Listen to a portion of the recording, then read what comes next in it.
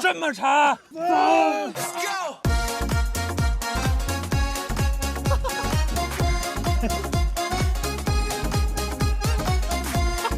虽然赵叔走了，但是永远活在我们心中。开席！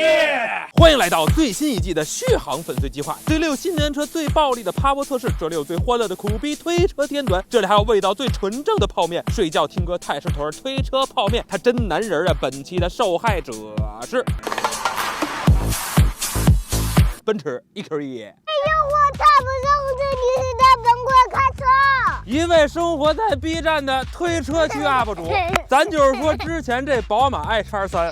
常年稳坐榜单第一这么多期，它还是一油改电的平台，我都有点看不下去了。估摸着能收拾宝马的，也就只有奔驰了，是不是 ？EQ1 收拾它。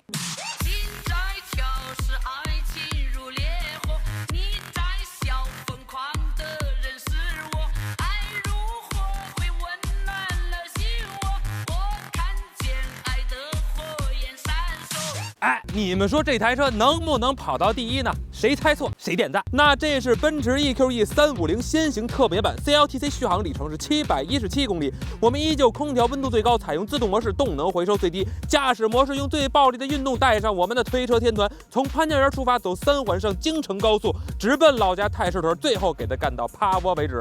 充满电是484公里啊，这个续航貌似还挺坚挺啊。出发。天空的雾来得漫不经心，河水像油画一样安静，和平鸽慵懒步伐压着云，心偷偷的放晴。那现在跑了是85公里，续航里程还剩下380公里。俗话说呀，坐奔驰开宝马，但电车时代它一码归一码。你看这后排给哥几个挤的，你说谁坐后边他不得说一句尼玛？总之这后排空间就是一个字儿实。但咱有一说一啊，虽然空间是真不咋地，但奔驰对于豪华氛围的拿捏啊还是很到位的。特别是晚上，嘿，再加上这流星雨大灯往地上一洒，内饰灯带这么一亮，再加上内饰板上这密密麻麻的小3叉星这徽标，就这玩意儿它也挺邪性啊。虽然灯多，但人不 low； 虽然色儿多啊，但人不怯。就这玩意儿花里胡哨的啊，无时无刻不在告诉你，您是一位尊贵的啊地地道道的奔驰车主。既然是尊贵的奔驰车主，那必须也得有地道的奔驰异响。同时有一个奔驰 GLC， 那眼镜盒你一打开。这动静那可比柏林之声还要动听啊！那当然，这 EQ1 也有不少异响的问题啊。首先就是座椅，只要你一下车，这座椅的嘎吱声啊，它必响。然后你倒车一打转向吧，它是咕滋咕滋的声儿。刹车异响咱就别提了，我觉得那玩意儿都不叫问题了。但是让我最受不了的是，就是它这电机的声儿贼大，因为本身这台车的隔音吧就还不错，所以它这种中高频的电机的声儿在车内听着就特别的明显。而且我发现它这玩意儿好像还带随速增益啊，就是你开的越快，它这声儿越大。你真是钢丝穿豆腐，别提了。EQ1 这底盘我发现啊，它真的特别不奔驰。按理说它应该很柔、很商务那种感觉才对，但它这底盘吧，就是小沟坎这小韧劲儿拿捏的啊很到位啊，一点问题没有。而且这起伏路面吧，就跟坐这个阿拉丁魔毯似的啊，特别惬意。但只要你一过减速带，嘿，梆梆硬啊，咚咚2声，甚至不如20万的国产车坐着舒服。再有你遇见沟坎稍微多点的路，就直接完犊子，回弹明显就多了，那真是一波未平，一波又起。加速就2个字啊，稳重。油门响应它肯定不慢，但就是不像其他电车似的给你调的那么的窜，跟个大叔似的温柔体贴，但没有啥激情啊。开着吧只有小推背啊，手劲不大，毕竟这玩意儿单电机后驱大概也就是300匹左右。说到这儿又想起这个丰田验证码了啊，你说你一4驱才200匹，人家一后驱就300匹，你说你这丢人现眼。哎，正好在线征集，你们知道有哪个4驱的电车比丰田验证码这马力还低的，可以艾特我，我也想长长见识。那前边就是太师屯的，从上个礼拜算啊，今天就算是赵厨的头七了。那怎么说？吃鸡。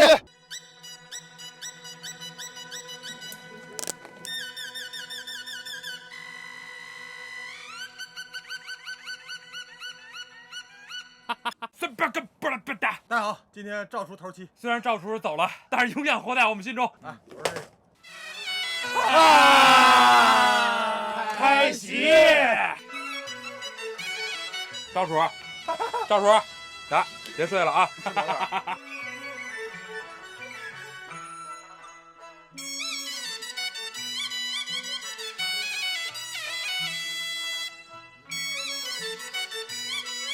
这席面怎么说？倍儿地道。再见吧，我最爱的人，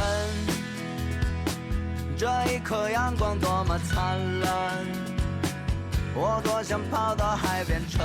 兄弟们，EQE 这个后排垃圾，这靠背也太直了，坐垫还短，座椅还有点硬，无论是坐还是睡觉，那就是突出一个难受。你要是坐在中间啊，那就别提多难受了。还没完啊，它这个前排座椅头枕和靠背连接这个位置，硬塑料。空调呢，这一大片区域还是硬塑料。不是我说你这标价40-50万的车，奔驰几个意思啊？那现在跑了是331公里啊，续航里程还剩下80公里了。你别说啊，这电还真瓷实，但我就喜欢这脾气倔的，它有征服欲。跑到400公里的时候啊，啪，这续航里程到0了，但是它出了一个黄乌龟，然后还有一个红乌龟，这红乌龟直接把咱们行驶里程啪全给挡住了，然后也退不出去，我真的是，所以现在咱们只能记小圈了啊，一小圈是900米，所以咱们看看它最后到底跑了多少圈，然后加起来看看它一共跑了多少公里。这玩意儿你整的，你说跑了20多个车，你头一回你说你把这行驶里程给我挡住，你是不是玩不起你这玩意儿啊？我感觉这电越低，它这刹车好像越来越软了，老感觉是刹不住似的这种感觉啊，不知道它是什么原理。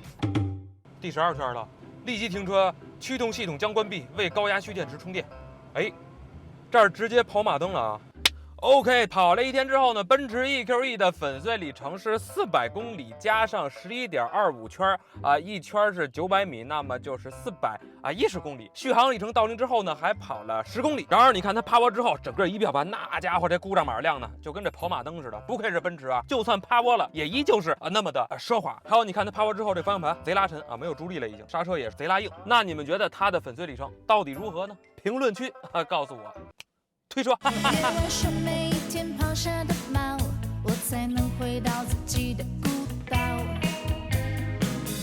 60万日时光的欢笑，堆满纪念照片。1、2、3，这么长，走。等会儿，北哥刹住，刹住！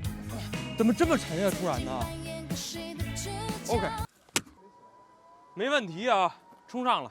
收工回家。